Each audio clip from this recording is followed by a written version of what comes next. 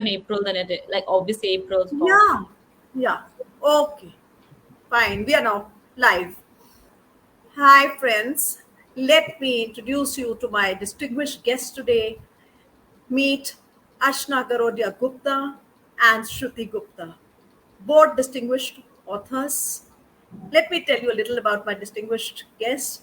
Ashna Garodia Gupta is a multi talented person, uh, and an entrepreneur, an author, a quizzer, a traveler, and a great person to know about. I think she's a household name since she's working for KBC and other um, competitions.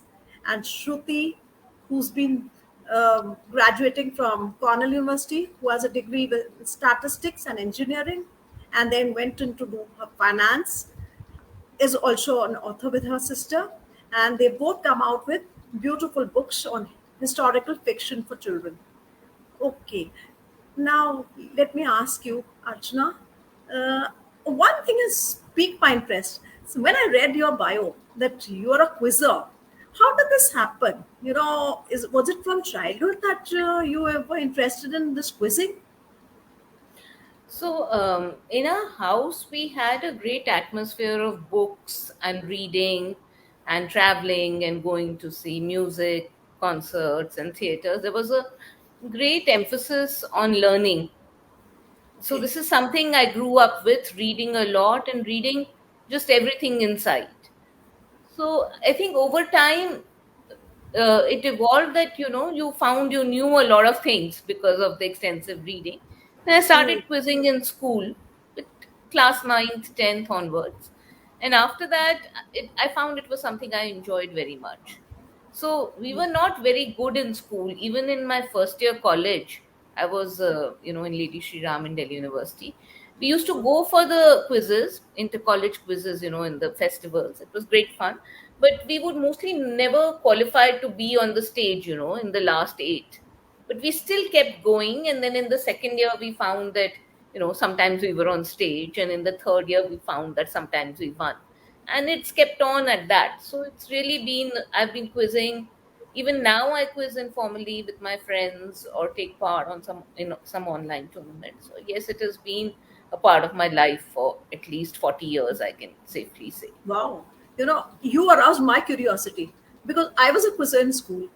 Oh, And lovely. yeah, that is why. And I think when you have won that BBC Mastermind quiz and you've been the champion of champions, that intrigued me rather because I'm just sharing a small little anecdote because, I was a fan of both, I think, Derek O'Brien when he did this Bonvita quiz and Siddhartha Basu.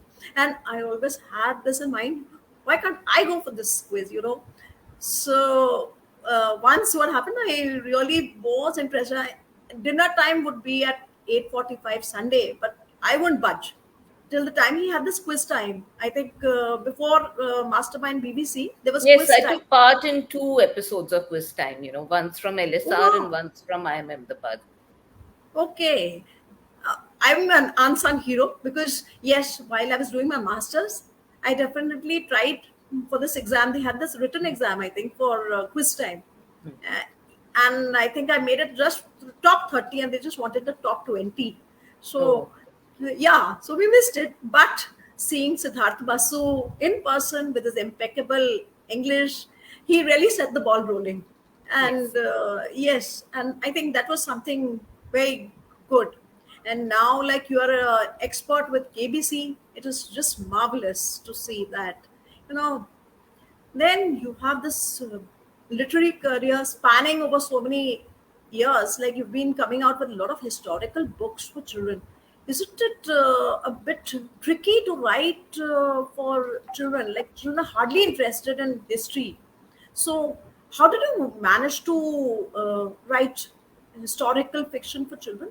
What gave you I this idea? think all human beings, include all people, including children, are always interested in stories. And Yeah. history is just, it is, these are fascinating stories. So the trick is to present it in an interesting way. History is not just, it's not dry. I think it's the most uh, naturally pleasing subject that you can have. So all of us love stories, we love movies, we like our storybooks. So and writing for children has always been easy. I think Shruti will tell us, she's much younger than me, how many stories I've told her growing up. Yeah, And she definitely. herself, so I think Shruti can say how, what are the things that you think of in when you're writing for children? Yeah, please, Shruti, tell us. So I think the main thing is to, I think what differentiates what we call classically adult books and children's books. The first thing is the tone. If the tone is Right. very engaging and almost conversational, I think that makes a very big difference. I think you can, personally, I'm sure Archana and I feel the same way, that you can share almost the same information that you can share with adults. I don't think you have to reduce the amount of information you share to children, but if it's done in a fun way with a conversational tone, then children just get engaged with it. And once they get engaged with, you make things, you try to put in some jokes, and you try to, as Archana said, tell it like a story, then Yeah. it's naturally engaging to children. And when we wrote, for example, the History of India for Children, Volume 1 and Volume 2, we didn't reduce anything that we said, oh, this information is too adult for the children. We kept everything. We just reduced the formality of the tone a little bit. And we found that children responded really well to it, and they enjoy it, especially if you add in personal anecdotes, or anecdotes, which are interesting, and make it a little less formal. So Yeah. that is there. I don't know if you want to add anything, Archana. Yeah. No, I just like to say that our latest book, History reaching hunters. out to children. As a child, I found I used to enjoy reading stories about, novels about people in the past, and especially if there were children involved, because you could imagine yourself in the place of those children. The children's Right. imaginations are very vivid. Yeah. So, for that, we were very keen, and now we've finally done it. Over many years, this is something we wanted to do. Is we started a series of uh, history. It's called History Hunters, and Yeah. it's a series, time travel series, where they're modern children of today's India. Oh, wonderful! Yeah. Great. Modern children of today's India who are, transported back to the past, and Right. they actually interact with their modern viewpoint. They are interacting with Okay. famous people. So this first book is Chandragupta Maurya. So they're meeting Okay. Chandragupta, seeing Alexander, Porus, Chanakya, all the various people, and how a modern child who is maybe 12 or 13 would react to this situation, what they would find amazing about those times. uh, Yeah. and with a lot of, they have a pet elephant who is very lovable and very sweet. So Yeah. these are things that will engage children, and Okay. before you know it, they will know so much about the history of the period by reading these books without even realizing that they're actually learning, that they're actually looking at learning history. So this is the first book. The second book, which will just be coming out next month, Okay. is they go back to Akbar's Fatehpur Sikri, and they meet Okay. Akbar and Birbal and Wow. Man Singh and Tansen, and all the people that we Okay. know of from Right. Akbar's Right. time. Right. And Yeah. it's just fun. You won't read it because you want. The child is not going to read it because they want to learn. The parent might buy it because they want the child to Child learn. to The learn. child will Right. read it because they'll enjoy the story, they'll enjoy the adventures, they'll enjoy interacting with Elfu the elephant. The feedback we are already getting is that, they really like Elfu, and they'd like him to have a larger role in every book. Yes. Okay. That's wonderful. Now, so even I feel I should have been born in this time to understand this type of history. It was so boring. Like we used to just mug up history. Just see those You could never understand actually what history was. We just learn the dynasties, just learn the dates, cram like a parrot, and just produce it on paper. I'm just sharing. Like today's children, I think are much more having much more knowledge about so many things because of the internet coming. I think they have a lot of knowledge about most of the things, and they would be enjoying it. Like, I think I was around about 8 or 9, and my parents took me to the visit the Taj, and I'm standing inside the mausoleum. It's a sultry afternoon, and the guide is droning on, telling us about the labor, the type of how many people have come, how it has been built, and the lattice work, the beauty of it. And there's so much calm inside that mausoleum, and I could only smell this. There's a strong smell of joss sticks, and you just stand like this total calm. And the first impression what I got was it was sepulchral, that sort of a feeling. Like I'm standing dumbfounded, I could not understand it was a single thing. But when I reached high school, I think when we started learning about the monuments, then it was etched in my mind the beauty of most of these things. So the way you are teaching or just telling how children should learn history, I think it is remarkable and going on in time. uh, which book do you feel like the one you've written about the history of India for children? So, how has that gone in the market? Like, children are enjoying that book, or how's it? Like, this one is a new one, but as you've told us about the early times till the Sultanate period, I think it is Yeah. all about that. So, Yeah, just it's tell us. in two volumes. Yeah. So the first one is till the Sultanate period, right from the formation, physical formation of India 50 million years ago, till Okay, the Sultanate period. And the second one is, post Sultanate, that is the Mughal times, till 2000, till okay, current times. So okay, that we cover the entire history. Uh, we are blessed, it has done very well, the book. great, And it came out in 2018, so it is now 4 years. It's right. still, I mean, if you go to the airport relay and all, it's in the top 10 for children typically. Yeah, And I know in it has this been category, nominated for yes. the top And 10. Crossword, we got the most popular book award.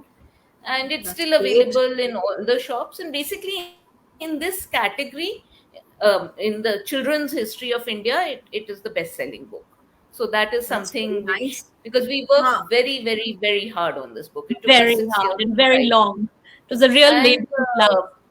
the interesting thing is that our publishers has told us, though we decided on a length of the book that it should be around Okay. 150,000 words, but when we started writing it, we had so much to share, that each Yeah. chapter was running longer than the target. So the publishers said, okay, you write however much you want to write, and then we'll cut it down.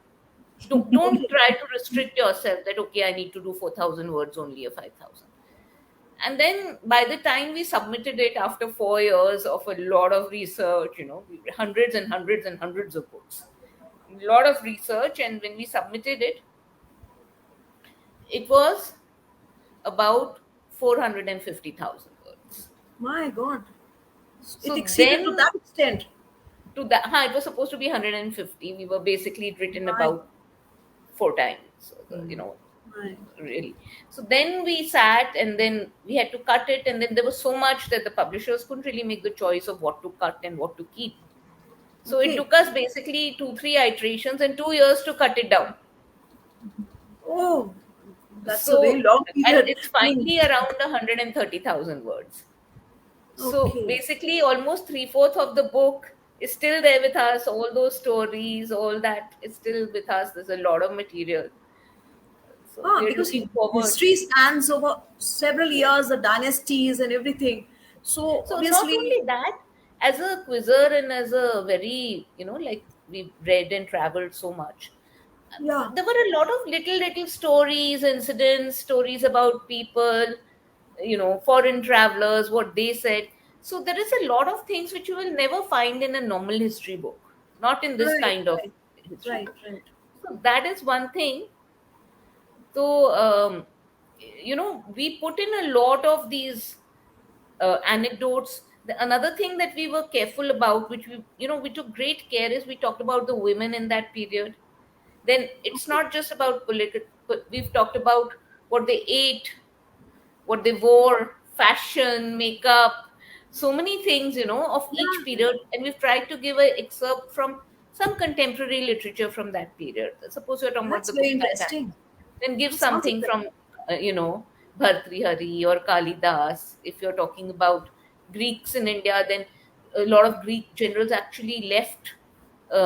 wrote memoirs, people who Yeah. came with Alexander. So excerpts from that, what they saw in India. So things like that, we've tried to actually something contemporary, some literature, some book from that period, a small box or an excerpt of that. So there is And a more of an Interesting. immediacy and a connection. that's exactly what we used for all of that research we used for our current book, Chandragupta Maurya and the Greek Onslaught, where we were able to weave together these stories into a Okay. fictionalized narrative. So it becomes immediately more engaging for the children, when they're reading that. Yeah. And these most of the stories we didn't, even when you read it, it sometimes sounds made up, but we have a fact tracker at the back of the book, and you can see that these were things that Greek historians actually saw and they described. So what you read, it's not just a figment of our imagination. It has all facts related to history. That's great. A question which is coming to my mind, Shruti, from doing engineering, statistics, and finance, and suddenly you land up to become an author. What prompted you? There was some epiphany, or what? Or seeing Archana doing it? Was it? How did it? No, I wanted to be an author since I was 7 years old, actually. Oh my God! I My, always wanted to. I always wanted to write okay.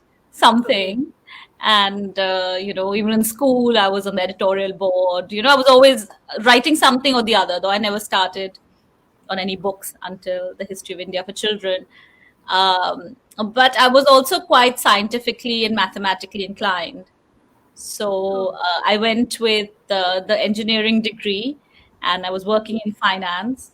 So it's not that I actually equally enjoy both things. Yeah, So why not? You can, and I think writing is some kind of, it's a kind of a catharsis. What do you feel about it? Like when I also pen down things, I find that whatever's in your mind, whatever's in your heart, it comes on paper. I So, and I, that's I the way you feel relax, I think. I feel like when you're talking about nonfiction and fiction, it's quite different. So with nonfiction, you have limited ability to express your own emotions, because that's not the point. The point is for you to relay existing facts Yeah, in a palatable manner and an engaging manner. But definitely, I find when we wrote the History Hunters, there is a part of you which comes out when you're writing, because when you have fictional characters, at the end of the day, whatever you're writing, somewhere it comes from your observation or your experience, right? So absolutely. um, I've definitely found that difference between fiction and non-fiction, and it's quite liberating in some ways to write fiction, because you can take a bit more liberty with people's tones and things like Yeah, that, and use your imagination and portray yourself a little bit more into the writing as opposed yeah, to yeah, non-fiction. definitely, Yeah. definitely. Another thing is, I find that both of you belong to two different time zones. So how do you synchronize, and how do you come to a? Do you have a difference of opinion, or whenever you make the first draft, you do it together and you come to a headway? Do tell us, both of you, just tell us how it. How do you make it possible? Like how do you write together? Like, So the uh, different, yeah, we discuss things, we okay, take up a chapter or say suppose History Hunters. So we'll discuss it, we'll figure out a rough plot line, who are the characters we want in it, then go discuss chapter by chapter, then portions can be written, and okay, one person can write, the other person can read and correct, or the other person can write, then it can go. So it's a lot of back and forthing that way. And even History of India, while you can decide, okay, you're doing this, so that person will do the research, write up the book, write up the chapter, send it to the other person who may rephrase it, add some more tidbits. yeah, And luckily we are in consonance, because oh, otherwise if I may want something exactly. else and Shruti may want something else, but touchwood, we've not been in this space I'm actually quite surprised, because it's quite No, difficult to I imagine am we've been writing surprised together because since generally siblings uh have a lot of rivalry. You may be 2012. bickering. I think Yeah. it's 2012 now, since 10 years we've been writing together. I don't remember any serious quarrel or anything, even much of an argument over anything. Yeah, yeah. So, Hats off. Hats off. Wonderful no, but it's siblings. not deliberate, or it's not that I No, no, wanted to but quarrel, but I kept it's. myself, I I think didn't it's. do it deliberately. I don't think there have been any very big issues. No, I mean, at times you might be writing, since two people are putting their heads Huh. together, sometimes there can be a difference of opinion. That is all I'm trying to get at. So, does that arise, or is it generally the first go, you both come to a headway, like this is this, we keep it to this? We have Or, some small things. We'll have some friendly thing where I'll want to put in something, and Archana will be like, "No, you can't do that," or the other way around, and then we just laugh it off, and it's done in 2 minutes. It's not long that's lasting, but of okay. course, But I it's a think Yeah, being small point. siblings here may have helped because your worldview is reasonably similar. Suppose you Yeah. came from totally different backgrounds or had totally yeah. different, you know, then it would have might have been more difficult to. Yeah, yeah. And since I think both of you are into history and both of you Hmm. enjoy the subject, I think it must be a bit easier for you to come to a headway that way. And since you're both writing on children's fiction, I think that may be helping you both out. And it is wonderful to see that how both of you can do and make wonders with books like this. So much harmony is wonderful. It's hats off to both of you. Thank A you. little, would you like to read out mm, some excerpt from the History Hunters so that our viewers also come to know a little, and the children would like to. Sure. Shruti, Sure. I'll So, what I'm going to do is, first of all, I'll just very quickly introduce the characters, and Sure. then I'll do part of a chapter, which is not from right from the beginning, but an Okay. interesting excerpt. Right. So, there are four children. Zoya Ali, who's 12 years, is a book lover with a passion for learning about anything and everything and sharing her knowledge, whether her friends want it or not. Her natural indolence is often overcome by her insatiable curiosity, which leads her into adventures. Iknoor Singh, who's also known as Noor. She's also 12 years. Zoya's outspoken best friend and comrade in arms. This fearless warrior is always willing to take on anyone, anytime, and is invariably the first to rush into the unknown. Okay. Ansh Desai, who's the 11 and the youngest of the lot. He is usually dragged reluctantly into escapades. He's very loyal to his friends, and he's always on the lookout for tasty treats as a reaction to his mother's many health fads, Oh, because his mother's always trying to feed him healthy things. okay. Rohan Matai, 13, the oldest of the group. He's a nature lover with an uncanny ability to make even wild animals trust him. This Oh, quiet, level headed teenager can always be counted upon. okay. Elfu, who's the same age as Rohan, 13 years. He's a mischievous young elephant who believes he's human, especially when it comes Oh, to food. Rohan's constant companion since childhood. Elfu depends on his big brother to protect him, in quotes, okay. undeterred by their size difference. Right. So, okay, I'll read out a little bit.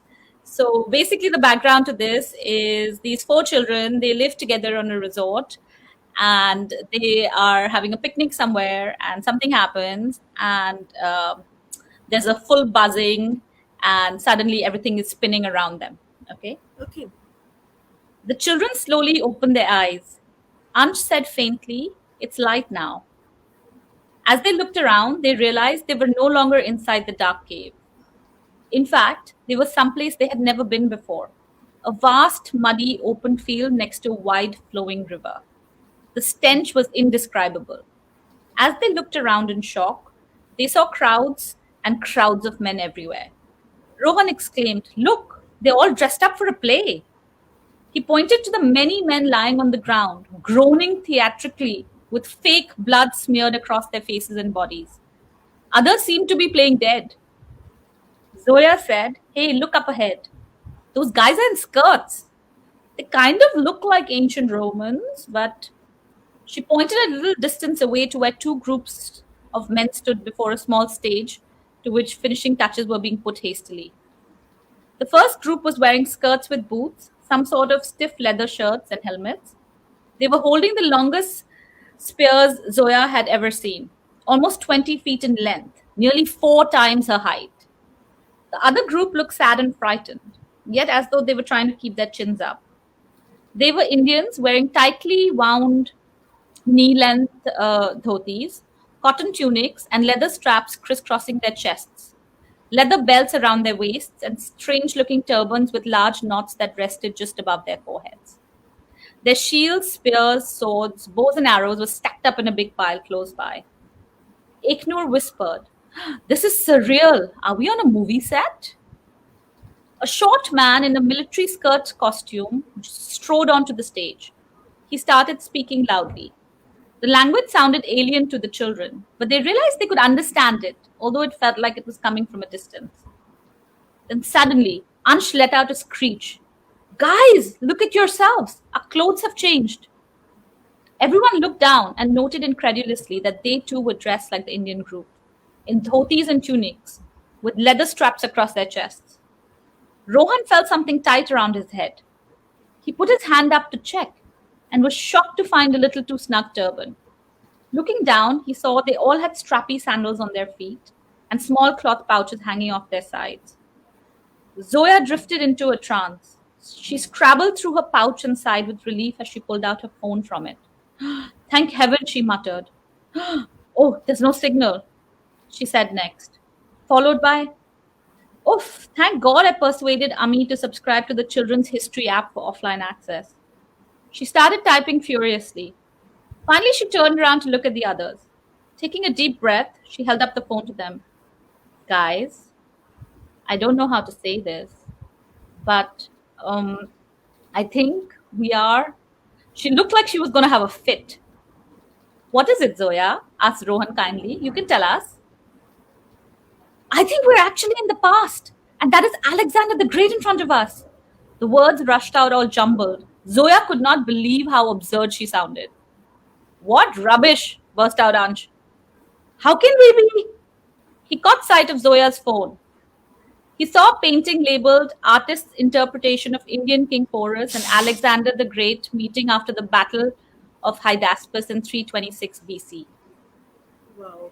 He looked down at his dhoti and sandals, then looked up at the stage. The others also looked down at themselves and then up at the stage. Horrified looks began to dawn on their faces. It was all too clear. They were stuck in the past. These people weren't actors. They were wounded soldiers. That was real blood. And the dead soldiers were actually dead. Those were not fake horses and elephants lying on the ground. Zoya started whispering furiously. "Okay, so what I remember is that Alexander the Great wanted to conquer the world. He began from the small Greek kingdom of Macedonia and annihilated the Persian Empire in something like 10 years. Here we are at the Battle of Hydaspes. Oh, wait, it's the Jhelum River," Rohan said with a frown. "But the Jhelum is in Pakistan." Noor had started to recover her spirit. "Wait, what? Are we in Pakistan right now? Insane." Zoya broke in. "Well, it won't become Pakistan for another 2,000 years, so calm yourself." Suddenly, there was some activity up front. The wounded King Porus was led onto the stage. He was a giant of a man. Rohan reckoned at least 6 feet 9 inches, with an arrow sticking out of his arm. Elfu looked at his scrawny trunk and then at Porus's massive arm enviously. Alexander, who was 5 feet nothing, looked like a dwarf in front of Porus, barely reaching his chest. Alexander cleared his throat and said, "Well, O Porus, what is to be done with you? You have been a worthy opponent. How should we treat you, I wonder?" An Indian man standing next to Alexander translated his speech so that Porus would understand. Though it felt like the voices they heard were passing through water before reaching their ears, the children could understand this language as well. Ansh whispered, "Hey, this sounds a lot like the chanting my mum does every morning." You're right, said Zoya with a thoughtful look. They might be speaking in Sanskrit. Just as Porus began to reply, the kids chanted in unison along with him. Then treat me like a king, O Alexander. To their surprise, they had spoken in the same Indian language as Porus. Wait, how did you know what he was going to say? The group turned around to see a handsome youth of about 16. He was lean and tall with piercingly intelligent eyes. A long, curly black mane fell below his shoulders. Rohan looked enviously at the boy's muscled physique, which had clearly been honed by a lot of working out. The youth gazed at them curiously as he asked, "You don't look like you're from around here. Who are you and where are you from?" Er, mumbled Zoya. They were caught. And that was chapter 4. Wow. I And this think, youth was Chandragupta Maurya, because he was oh, a 16-year student at that time yeah, in Takshila. yeah, So, yeah, yeah. we've got him in. Shruti, show the picture illustrations, because we have very beautiful illustrations in the book of I that, think we adults should also go and read this book. So you see this with, Yeah, yeah, yeah, yeah. So, yeah, Yeah. like Porus. the research we had to do, I just want to share. Right. Like the Alexander soldiers used a particular type of very long spear called a Helmet or sarika. something. Yeah. Huh. So, we researched its length. Then, what type of shoes would people wear? So see, So, Yeah. the detail of this research is given at the back. So, what type of shoes did people wear in those days? That was so difficult to figure out. We were looking at statues. Exactly. There are hardly any statues of Mauryan period. Then finally, we found some statues of about 100 years later. And then we said, okay, Okay. maybe the shoe fashion wouldn't have changed so much. But a lot of these small, small things, Yeah. because there's a commitment to being as accurate as we can be. Yeah. So, Definitely. Because history is not only fiction; it has a lot of facts, and you've yes. researched it to that extent that the kids would enjoy. And I think when you would be writing, there was the child in you would always be there Oh, while yes. you're. definitely. And I would just Definitely, like to I think. point out one thing is, can you see this photo, the illustration? And this is something which we found has already struck a chord with many children because Okay. in ancient times, people who were too poor to afford boats to, cross the river, they would Yeah. inflate dead buffalo skins like Okay. bhesa balloons, as the kids call them. What do the kids call it? In the No, book, we call Okay. it only, but the kids in the book. they're inflated, and until recently, they use them in Punjab and Garhwal and all these places. Till recently, just like a whole skin, which would be Okay. inflated with air, and you would use it like a float to cross the river.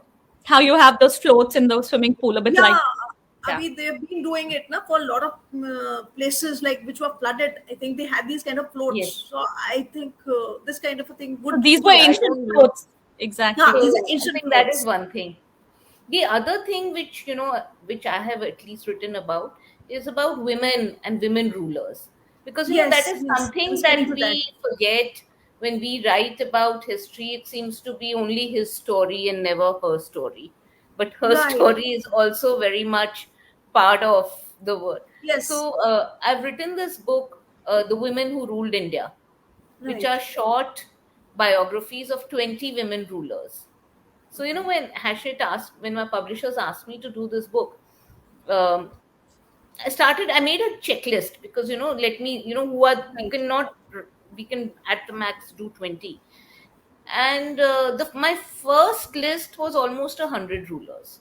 And from there, then I Oh, cut it down that they should be from all regions, there should be enough information available. All religions, we've had women rulers who were Hindu, Muslim, Jain, Buddhist, Christian. In India, we've had women yeah. rulers from all regions, we've had them from all religions. And Because so we only know few. We just only know few. a So I'm saying, but few. that's what I'm saying. When I sat down to make my first checklist, it had more than 100 rulers, from which then I chose 20. There's enough, but you can write maybe five more books like this, because there are enough. You see, you also have to see India is like a continent. So there have been, it's Yeah, not one ruler for the whole country, right? You have so many kingdoms. You've yeah, had hundreds of kingdoms who have had women rulers now and then. So It's that like actually the history of Europe, basically. okay. It's like with so much diversity. Yeah, so this is because we, something I'm saying, even in history of India for children, or even the roles that the children play, we don't have, the children are not playing standard traditional boy and girl roles, you know. yeah, It's like he, today anyone can be expected to do anything. That right. is something we like to convey also in our books. That there is no reason to think that there is anything a girl can't do. Yeah, absolutely. Like what we know, like during the Sultanate period, we only knew about Razia Sultan, that she sat and she ruled Hmm. and she did all this, and maybe three, four others. But we do not know what, like you have found out in research, that there were others also who were Yes. on the scene and were doing so much. No, It is and we just, have many rulers even in ancient India, but information we would have loved to write about them. Like you had the Indo-Greek rulers, so you know you found coins with the female yeah, name and picture, but you don't know anything very much beyond that. Chandragupta Vikramaditya, all of us have okay. heard of Chandragupta Yeah, yeah. Vikramaditya. His daughter was married to the Vakatak Empire's king. The Vakatak ruled over Maharashtra and parts of, you know, Madhya Pradesh, Andhra, basically that region. And her husband died, you know, almost immediately after their marriage, and her children were young. So Okay, she basically ruled for 20 years, Prabhavati Gupta. So we okay. know that because we found some copper inscriptions and, you know, that she ruled. We don't know anything beyond that. But to rule quite a big kingdom by Yeah, herself for 20 years, that's a story. Definitely. This is yeah. the Vakata. It's under the Vakatak that the Ajanta caves were painted. Okay. Ellora was So built how do you later. do that? I mean, do you travel a lot to see and find out these historical things, or is it Whenever just we can. So okay? I actually, I mean, I've known about the Vakatak and all, but recently I went to Nagpur to go to a sanctuary. You know, there's a tiger Okay. sanctuary there, Tadoba. So, but I kept a day so that I could go and see the dig of Nandivardhan and of Pravarpura, which were the capitals of the Vakatak Empire, their archaeological digs. And it's fascinating to see. And, you know, the 500,000 people live there. They're very big cities. Who's heard of them in modern India? If I say Nandivardhan or Pravarpur, uh, Yeah. when they existed, they would have been in the top 10 largest cities in the world. Okay. You know, London, Paris, all these places in, say, 500 AD were, you know, the only places which could be any comparison in size would maybe have been places in China or Rome. Right. But otherwise, these, you know, 500,000 people, you would definitely have been in the top 10 cities in the world at that time. Even I'm getting a lot of knowledge because, I No, and mean, these were I see. fascinating, these digs, and Yeah. somehow climbing, you know, these, like there was this mountain, and somehow I climbed to the top of it. And then right at the peak, as I was going, I realized they were like very even kind of steps. And then I thought maybe this is not a mountain, but this is a buried temple. Okay. And we've just managed to climb to the Shikhar. So there's a lot of work to be done, you know. I mean, these places are there. There's so much more for us to learn. There's so many more Definitely. stories. We know so little. Like when you said, I said abroad, if you go in English and all, there are many books for children, time travel, historical fiction, and people buy them, and you know, children enjoy them. In that genre, while there are history books like non-fiction is available, but this Right. kind of fiction based in history about Indian history, not a lot. And then not about all periods, only about, Right. you know, specified periods. We are hoping with this history hunters to really go into places like this where, you know, people have not talked about it, but they were very important, very interesting periods of history, and with very interesting characters, and you know, Mm-hmm. heroes and heroines Oh, of, you know, which Those, we don't know. Like, how many people have heard of Chand Bibi? That's somebody I wrote about in Women Rulers. She was a yeah. contemporary of Queen Elizabeth I of Oh, England. I see. But when you compare this, she was the regent for Bijapur and later for Right. Ahmednagar. So, but she was the regent for Bijapur. If you look at the GDP, the income of Bijapur versus the income of England at that time, if you look at the population of Bijapur and the population of England, you look at the size, physical size of Bijapur and the physical size of England, Bijapur was superior to England in all ways.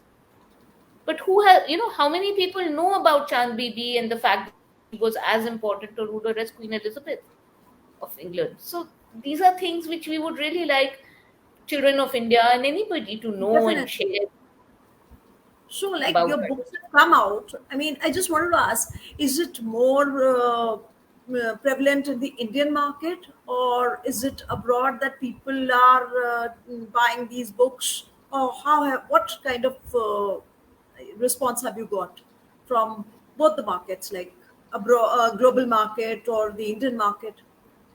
No, How Indians have you? are, of course, buying it. And in the process, we have been going to schools and talking. Even in Okay, Lucknow, I spoke at your CMC schools, and I've CMS. spoken at CMS schools.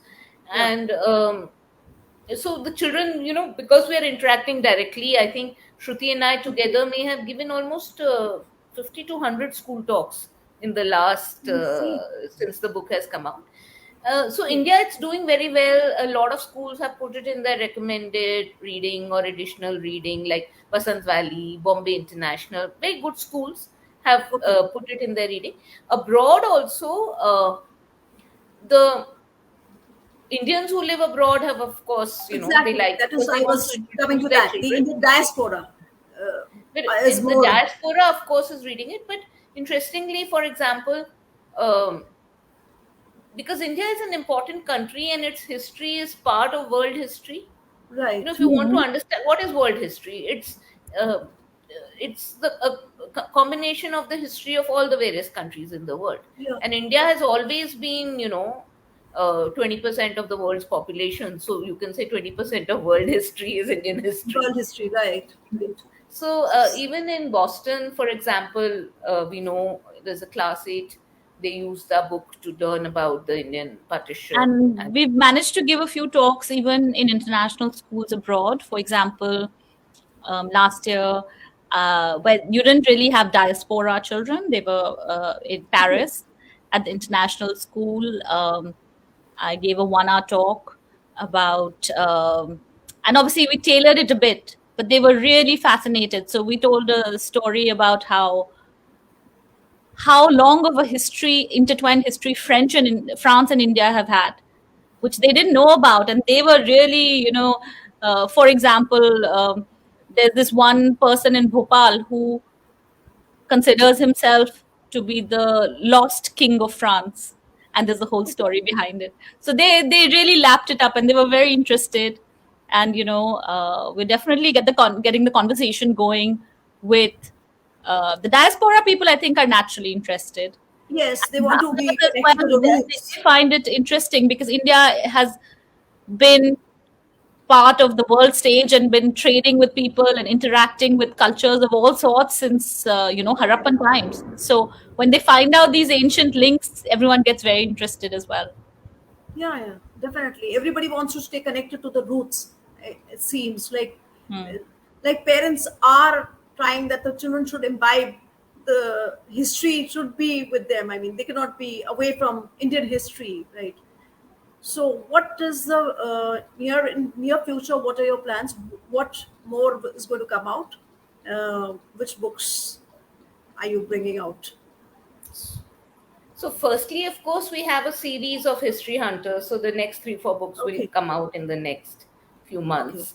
Because I think, fine. you want the next adventure and you want the next adventure. And as Yeah, I yeah. said, there's no shortage. If you ask me to write down 100 kings or 100 periods the children could go to, I could just sit down and do it, interesting people and interesting stories.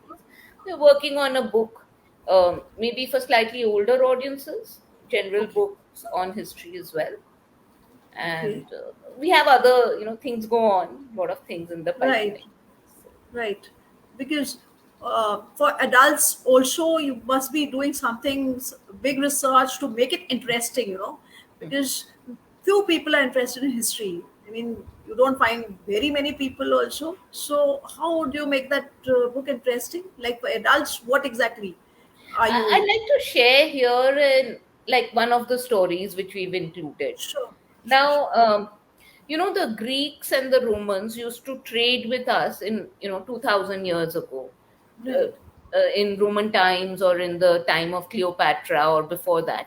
Ships would come from Greece crossing the Indian Ocean using the monsoon, and they would come and trade with the west coast of India, Kerala, Karnataka, all of that. Um, so in the process, some of those Romans and Greeks used to stay here because they'd come with the monsoon and go back with the monsoon. They'd come with the summer monsoon and go back with the winter monsoon. And even Indians, Ashoka the Great, for example, he sent missionaries. You had Buddhist monasteries in Alexandria and all of that. So a few years ago, they were digging in a very dry desert place in Egypt. And they found a lot of manuscripts which had survived because the papyrus is much Yeah. Happens. stronger than paper and it's Yeah. very dry. So they found 2000-year-old manuscripts. And in one of them, they found a play which they Oh, called the Chariton Mine.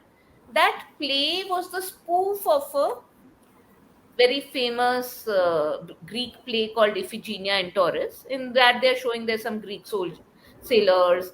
One person's sister is kidnapped by some barbarians and taken to a temple, and then the brave Greek sailor goes and rescues. Like with broad and it's a jokes and typical book. comedy. It meant not a very good play. The interesting part is that it was bilingual Okay. while the people who were the kidnappers and the barbarians spoke a kind of proto Kannada, 2000-year-old Kannada, and the I mean, we sailors have a spoke. connection from there. So, no, what is interesting is if somebody is writing a play in two languages, then he expects the audience to understand both languages. Because otherwise, what Oh, is the point of writing it if your audience can't understand?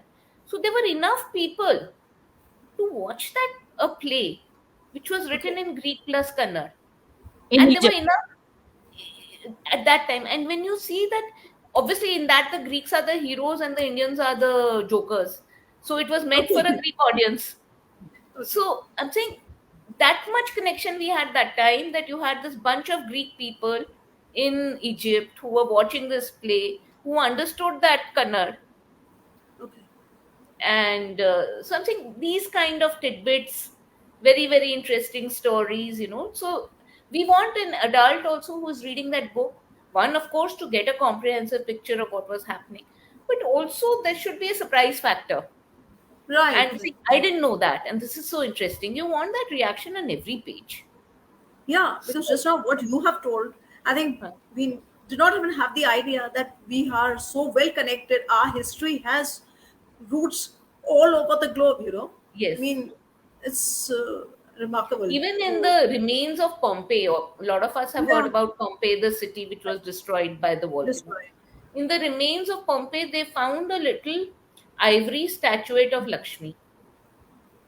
I see. I So mean, I'm saying that if was you're writing fiction, now if I'm writing non-fiction, I can say, okay, the Romans used to trade with India, Roman merchants were here, there was a temple to Augustus in India, Indian merchants were in Rome and all. But if you're writing fiction, then you can have a very nice story. How did that statue reach there? You exactly know, was there an Indian who was living there? What would be his reaction? So, and you have another story. Now, this is something which I'd written in Women Rulers. So, I wrote about this Tamil queen called Velu Nachiyar, who was ruling this kingdom of Shiv Ganga in the mid 1700s, late 1700s. And she actually, normally, when we have our women heroines like Jhansi Ki Rani or right. Chinnamma of Kittur, they all fought against the British and lost. Right? They were very brave, but they lost. But Velu they lost. Nachiyar fought against the British and got back her kingdom. So she actually won. But she was also interacting with Hyder Ali, the Okay. king of Mysore, Tipu and with Sultan the and French. So we have now this was very difficult to research. You know, you could only get things in Tamil about her. I actually used to use Google Translate for those Tamil passages to figure out God. what is written. And then one thing is that apparently she was there. She crowned her daughter after her daughter had grown up, and apparently she went off to Paris in 1790s and came Okay. back. So I'm saying that interaction. Can you imagine a Tamil queen going in the Going to Paris and 1790 to Paris? Tipu Sultan had sent. Tipu Sultan had yeah. sent ships to Paris, and he got back people from at least experts from at least 50 professions so that they could set up factories here. So you know, and he got them back: tile makers, weavers, chemical manufacturers, all of that. But I'm saying, to imagine, just try and imagine what that lady would have thought. She spoke French. She'd learned French. She was a linguist. She spoke English. She spoke French, Urdu, Tamil, And many other Tamil. languages, and And Tamil. Tamil was Tamil and would have Tamil. been a basic language, but No, Sanskrit, I think she San- spoke 8, 9 languages. But I'm saying, okay. imagine somebody in your Tamil sari going off to Paris in Paris, the, yeah. royal times. So this is, when you said how is it interesting, these kind of stories are very interesting. They're not dull. Yeah. Interesting But for anybody. Yeah. because now, like Archana has told us so much of that background, which we never knew. School books are just centered around a few basic facts, and that is it. So it becomes boring. But now, the way she's telling us, or Shruti is making us, giving those nuggets of information, is making it much more interesting. And I think each and every child should go and read these books to get more knowledge about what history is all about. And whatever we didn't know. I think we would get a lot of information from your books now, and we should come out with more and more such books because historical fiction is a new thing today, and going back into time and making these sort of the way you have got these characters, it sounds quite interesting. Even I feel I should go back into time and learn history again. Yeah, I think all of us dream that, right? So we are trying to Yeah, bring yeah. those dreams, into a book. It to reality because what we learned it was just like parrots. We just crammed and just put it on paper. And I think till date we may not be knowing even half of what we learned. No, but I'm saying, But suppose you see a movie like Dilwale Dulhania Le Jayenge. yeah, Even 10 years later, you can tell the story. You don't have to true. learn it, you don't have to memorize it, because it's Yeah, told in the form of a story, because story. you connect with the characters, it just remains with you.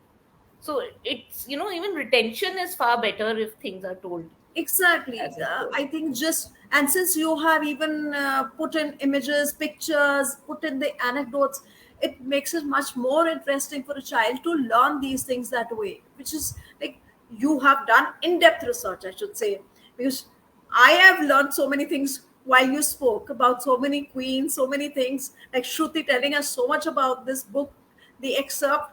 I found it quite interesting, and where the elephant you have put in like a human form, it is really very interesting and really.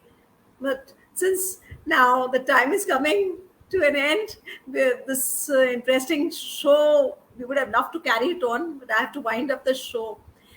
Thank you so much, both of you, for coming on the show and telling us all these interesting things. We wish you all success for your future endeavors. Thank you so much, Thank both you, of you. Preeti. It was a Thank you Thank pleasure so you. being much. on the It show. was, Thank you, Preeti. it was a pleasure was mine. Thank you so much. Goodbye, and wait for our Bye. next episode. And stay tuned for our next episode. Bye. Thank you so much.